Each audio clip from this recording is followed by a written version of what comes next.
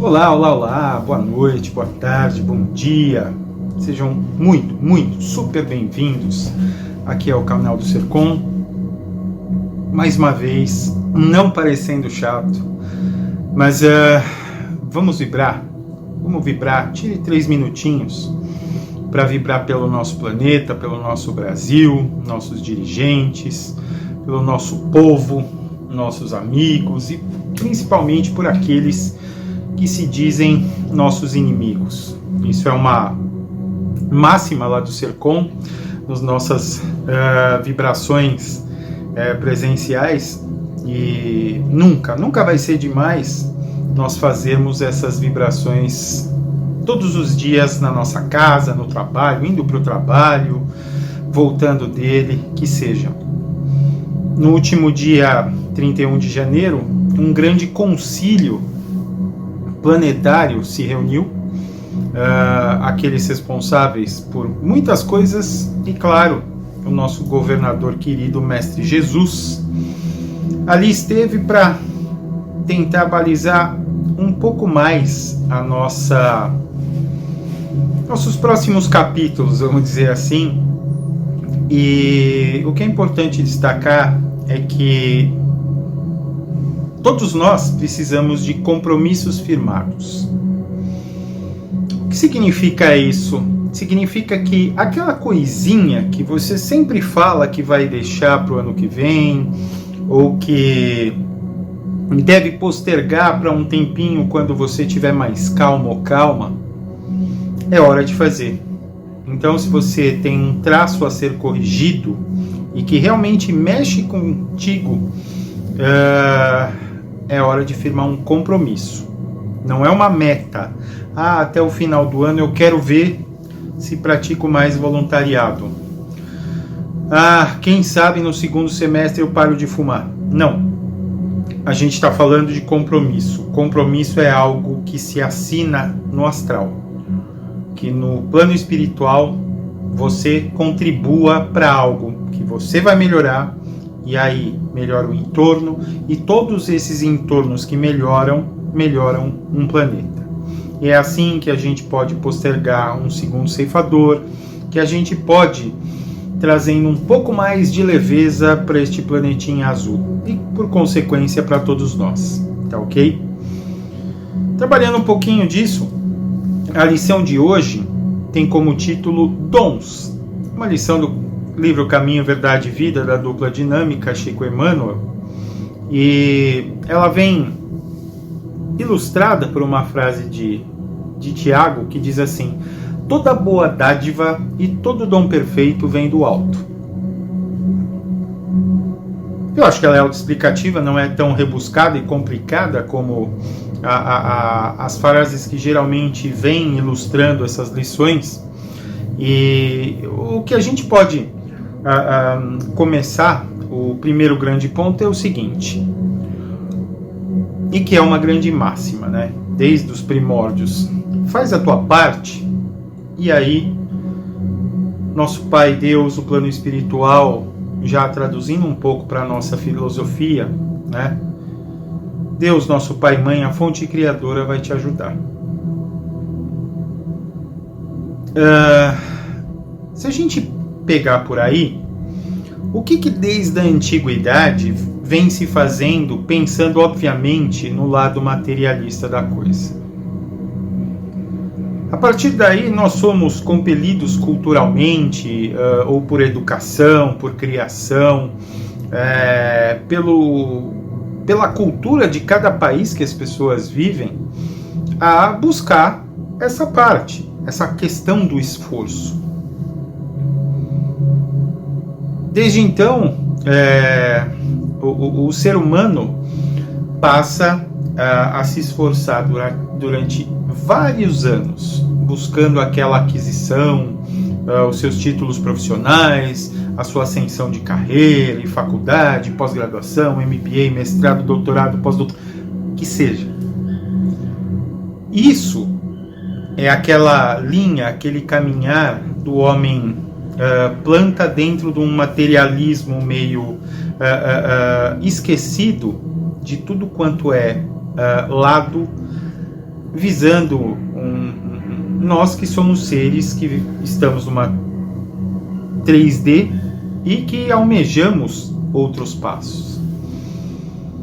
E aí, da mesma forma, nós temos os nossos ensinamentos, nós adquirimos habilidades, nós adquirimos vantagens técnicas, nós adquirimos coisas ou trazemos dons próprios para poder trabalhar com isso, para poder crescer por aí. Mas fora isso, nós temos os nossos professores humanos, aqueles que vieram e encarnaram no nosso país, no nosso planeta, com a intuição de ensinar alguma coisa para outras pessoas. Então, lembro desde a minha primeira professora do pré-primário, a tia Vilminha, na educação infantil, até o último professor que eu vim a ter nos meus cursos que subsequentes aí em toda a formação. O primeiro fato é que a gente aprende no nosso bom dia para a pessoa mais humilde que está próxima da gente. Isso é um papo para uma outra lição. O que eu queria colocar claro é que para todo esse sacrifício da nossa caminhada, nós temos assim, desde o momento acadêmico até aquele ofício que muitos de nós adquirimos sem poder ter tido a chance de ter uma faculdade, de ter alcançar cursos superiores mais ali para frente. Mas a grande verdade é que nós tivemos mestres professores que ali nos ensinaram essas competências e que trouxeram para todos nós, né, dentro desse detalhe, muito provavelmente, o nosso futuro, o futuro da nossa vida econômica, inclusive. E aí onde entra o tema da lição de hoje? Muito rápida, muito precisa, muito curtinha. É que da mesma forma que isso tudo ocorre dentro do patrimônio que a gente vai formando, nessa parte material, nessa parte intelectual, acontece exatamente no ciclo do nosso aprendizado e no nosso crescimento espiritual. Fato. É claro que a gente não discute que todas as questões que a gente tem de dádivas e de perfeição vêm da fonte criadora, que nós chamamos de Deus, que nós temos como pai, como mãe para algumas linhas, mas enfim, é a grande fonte criadora. Então, se toda boa dádiva, todo dom perfeito vem de Deus, é claro que esses benefícios a gente tem estudando, aprendendo e tal, mas se a gente está falando fora o nosso eixo material, nosso eixo mental, intelectual, a gente precisa, da mesma forma como nós nos esforçamos nessa questão técnica, estudar, passa aqui, passa ali, corre na prova, se esforça na prova, a gente precisa ter um exato mesmo esforço para buscar esse outro lado que é realmente muito mais importante. Então, para a gente receber esse benefício, é para que a gente, nessa sala de aula, a gente bata a porta para que ela se abra e que a gente vá buscar isso como crescimento nosso próprio espiritual, evolução, que sempre a doutrina espírita faz. E aí chegamos na questão dos dons.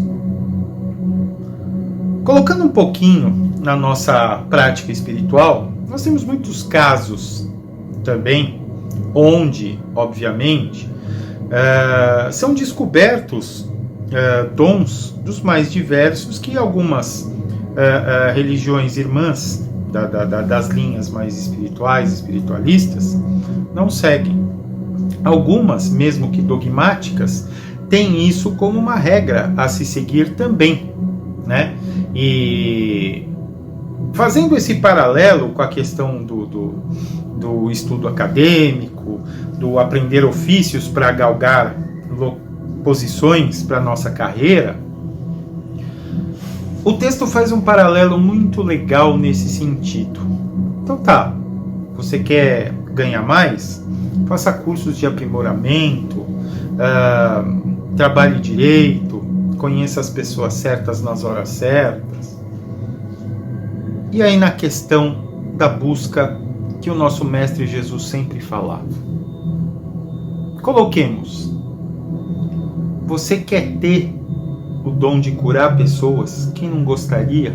Eu imagino, pouco só aqueles egoístas demais para não pensar dessa forma.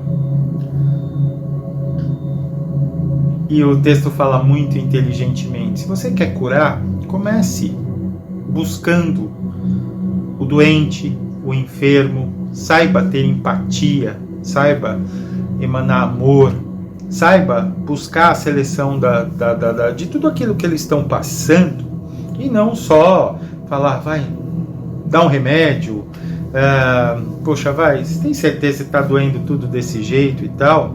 E claro que a empatia passa aí e precisa e deve ficar. Se esse nosso bate-papo te faz crescer de alguma forma, e um dia todos os palestrantes que aqui estão quiseram de alguma forma querer ensinar, ouvir com esse dom, ter pelo menos a facilidade de falar aqui na câmera, busca aprender com aqueles que estão anos à sua frente e traz um pouquinho disso.